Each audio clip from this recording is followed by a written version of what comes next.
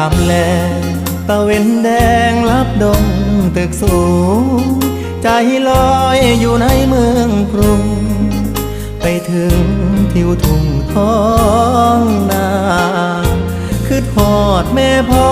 สำบายบ่น้อยามลูกจากมาฝาเฮือนแอมตองมุงยาหลับตายังจำฝังใจ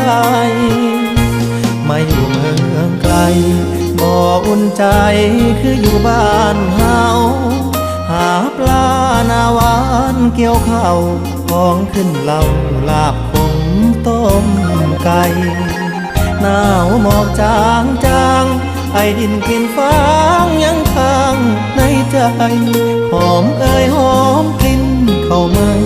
น้ำตาสิไหลย้ำคือทอดบ้าน